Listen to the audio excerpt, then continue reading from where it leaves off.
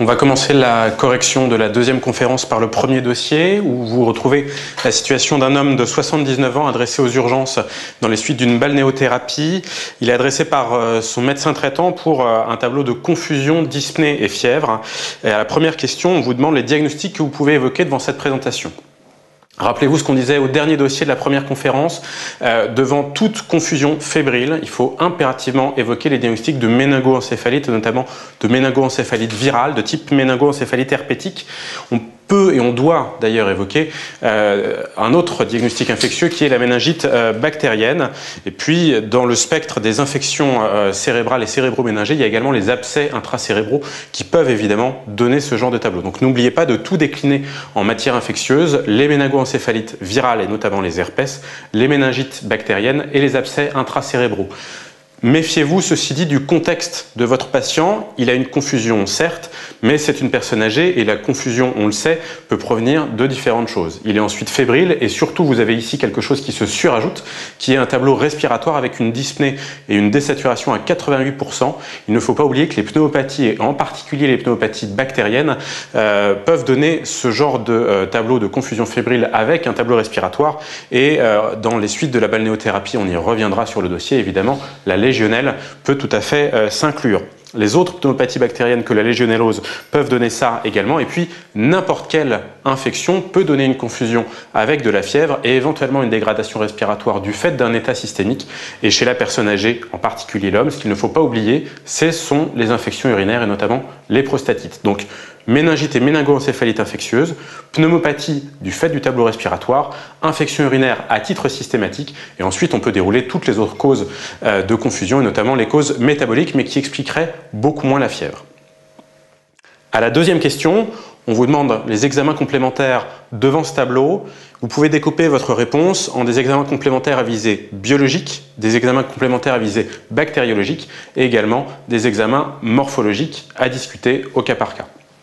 Chez votre patient, les examens à visée biologique vont avoir pour but, de confirmer s'il y a un syndrome inflammatoire biologique dans ce tableau de fièvre et qui pourrait nous orienter vers une infection et notamment une infection bactérienne si jamais le syndrome inflammatoire était extrêmement prononcé. Vous allez donc faire un hémogramme, numération plaquette, associé à la recherche d'un syndrome inflammatoire biologique avec une CRP. Vous faites ensuite un bilan du retentissement, toujours le même, ionogramme sanguin, urée-créatinine pour la fonction rénale, un bilan hépatique. Des LDH sont de bonne guerre, notamment dans un spectre infectieux. La deuxième partie concerne les examens microbiologiques devant une confusion fébrile. Vous faites de toute façon des hémocultures. Il faut discuter à ce moment-là de faire la ponction lombaire. On a dit au dernier dossier de la première conférence que la ponction lombaire devait être faite au moindre doute, notamment pour les méningoencéphalites virales.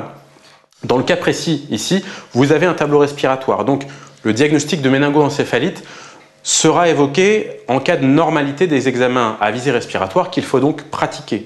Quand vous suspectez une pneumopathie infectieuse, quelle que soit la bactérie que vous évoquez, il faut absolument pratiquer d'une part une radiographie pulmonaire de face et idéalement de profil, d'autre part des antigénuries, qui sont les antigénuries pneumocoques d'une part, légionnelles d'autre part, notamment chez une personne âgée en retour de balnéothérapie. Et puis, à titre systématique, vous allez faire, et ça n'a plus rien à voir avec le côté respiratoire, un ECBU du fait de la possibilité d'une prostatite, comme on en discutait à la première question. Les autres explorations à visée cérébrale, donc on a parlé de la ponction lombaire, le scanner cérébral ne doit pas être fait systématiquement en cas de confusion fébrile avec un point d'appel respiratoire. On n'est pas dans le tableau d'une confusion tout venant sans cause évidente. Faites d'abord la radiographie pulmonaire. En cas de normalité de celle-ci, on ferait les examens à visée neurologique. À la troisième question, on vous demande d'interpréter les examens complémentaires que vous avez justement pratiqués.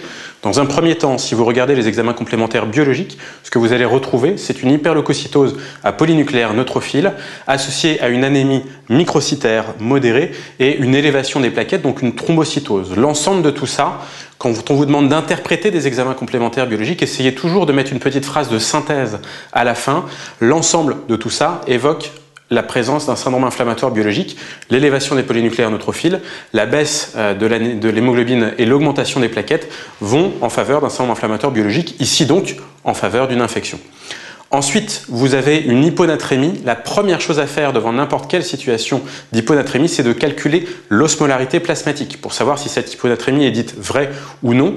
La formule de l'osmolarité plasmatique est en général l'addition du sodium et du potassium x 2, donc Na plus K x 2, auquel vous rajoutez l'urée et le glucose, qui nous donne une norme de l'osmolarité plasmatique entre 285 et 290 milliosmoles par litre, ou milliosmoles par kilo d'eau.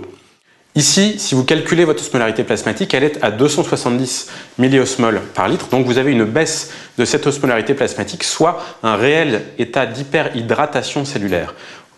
Pour synthétiser, vous avez une vraie hyponatrémie qui, très vraisemblablement dans un contexte infectieux, pulmonaire et ou cérébral, s'inclut dans le cadre d'un SIADH. Enfin, ce que vous avez ici, c'est une perturbation de votre bilan hépatique avec une petite cytolyse hépatique et également l'existence d'une discrète rhabdomyolyse avec une élévation des CPK.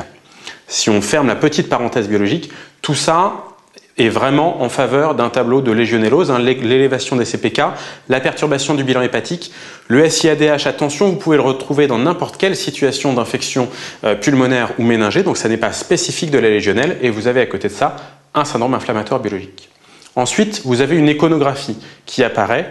Cette iconographie, quand vous l'interprétez, c'est toujours de la même manière. Vous devez la décrire, c'est une radiographie pulmonaire de face avec une anomalie de la transparence parenchymateuse et notamment vous avez ici une condensation en foyer alvéolaire qui se situe au niveau du lobe supérieur droit. Elle est mal systématisée, il y en a également un petit peu dans le lobe inférieur droit par ici, et puis ce que vous retrouvez également sur cette radiographie pulmonaire, ce sont des micronodules éparses que vous pouvez suivre, mais qui n'étaient pas à côté ici, puisque l'interprétation en était difficile.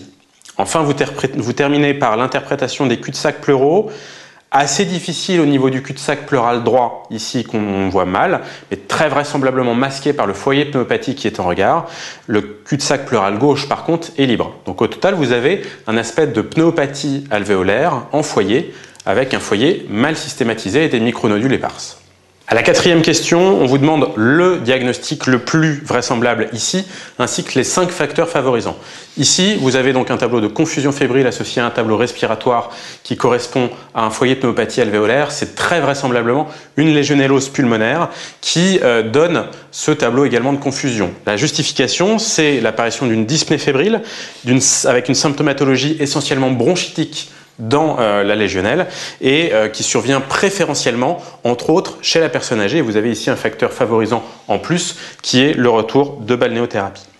Au niveau des éléments d'argument biologiques, on en parlait à la question 3, ce sont ici l'accompagnement de signes de rhabdomyolyse, une élévation des CPK, une élévation des LDH, une perturbation du bilan hépatique qui vont en faveur du diagnostic de légionnelle. La deuxième partie de cette question qui était de citer les 5 facteurs favorisants, c'est principalement l'âge avancé, l'existence de comorbidités importantes et notamment des comorbidités pulmonaires de type bronchopneumopathie chronique obstructive ou cancer qui font le lit finalement de toutes les infections et en particulier donc des infections pulmonaires. Une immunodépression peut également favoriser la survenue d'une légionnelle, un diabète également, et enfin le séjour dans des zones hydriques potentiellement contaminées comme les tours de climatisation par exemple ou les séjours en balnéothérapie.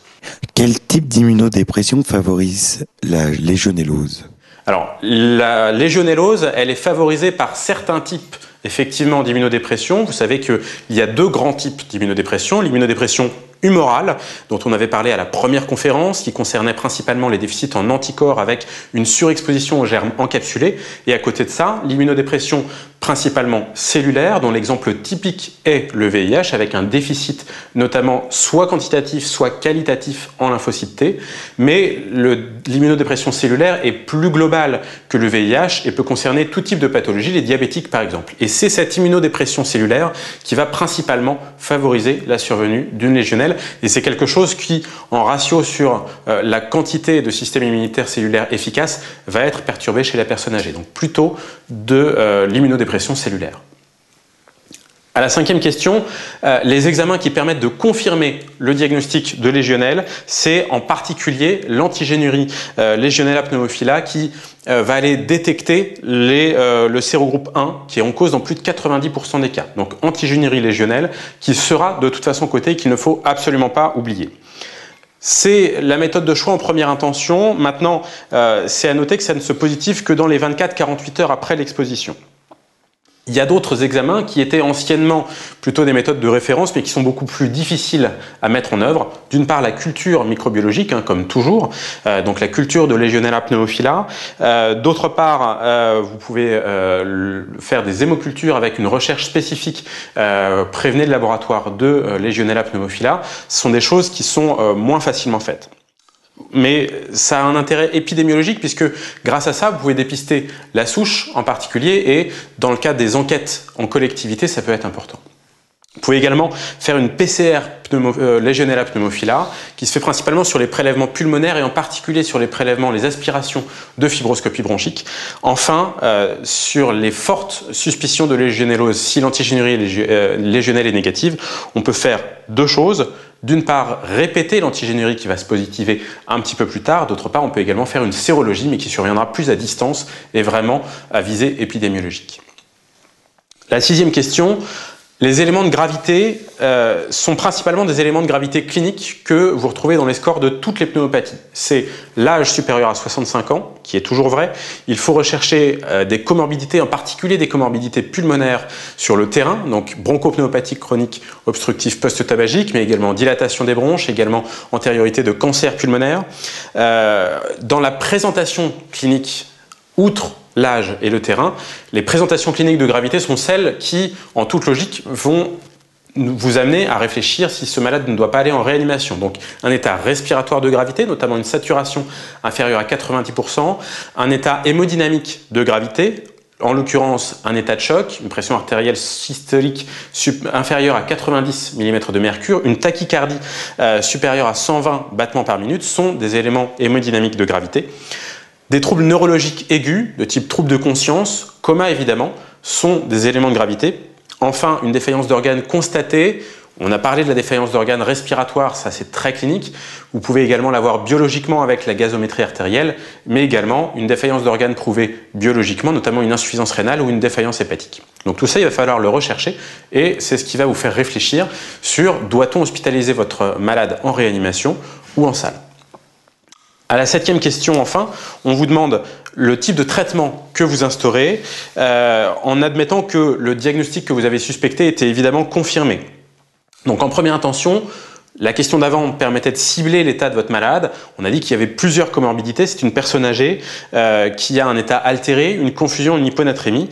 Il faut hospitaliser votre malade, mais plutôt dans un service de médecine puisqu'il n'y a pas forcément d'état aigu, respiratoire ou hémodynamique présenté comme étant de gravité. La mise en condition, c'est une pose de voie veineuse périphérique avec une réhydratation. Vous mettez également de l'oxygène à votre patient pour qu'il puisse respirer correctement et oxygéner ses tissus. Et ensuite, vous allez arriver au traitement étiologique qui va être principalement une antibiothérapie. Antibiothérapie que vous allez initialement mettre en monothérapie, que vous pouvez mettre péros ou en intraveineux. On peut toujours privilégier la voie péros si l'état de votre malade le permet. Et ce qui est en première intention recommandée, c'est un traitement par azithromycine à la dose de 500 mg par jour pendant 5 jours pour une légionnelle. Les alternatives sont les autres classes de macrolides, les autres groupes de macrolides, notamment la spiramycine. Et si vous changez par rapport à la classe des macrolides, vous pouvez utiliser des fluoroquinolones, que ce soit la lévofloxacine, l'ofloxacine ou la ciprofloxacine, toutes sont actives contre la légionnelle. La durée des fluoroquinolones est moins consensuelle, on est entre 8 et 14 jours, sans qu'il y ait une définition très clairement établie. Sur la suite de votre prise en charge, vous devez également faire un traitement symptomatique s'il y avait besoin, et notamment des antalgiques, éventuellement antipyrétiques si votre patient ne le supporte pas bien. Vous faites une prise en charge des comorbidités éventuelles de votre patient, et enfin une surveillance des paramètres cliniques et paracliniques de gravité, de l'efficacité et le cas échéant de la tolérance de votre traitement, tout en rappelant que le paramètre clinique le plus important dans la surveillance d'une infection est la fièvre, avec une défervescence thermique qui doit être obtenue au bout de 48 heures. Enfin, ce qu'il faut, c'est dans les cas de légionnelle également faire une déclaration obligatoire. Ça n'était pas coté ici parce que ça ne fait pas à proprement parler partie du traitement, mais n'oubliez pas la déclaration obligatoire de la légionnelle. Quelle est habituellement la source de contamination ? La source de contamination de la Légionelle sont principalement les eaux usées, comme les tours réfrigérantes. On en parlait à la question précédente, et notamment là où il peut y avoir la favorisation d'eau stagnante dans les tours aéro-réfrigérantes, par exemple. Ça a été le cas pour l'hôpital européen Georges Pompidou. C'est le cas des séjours, par exemple, en balnéothérapie.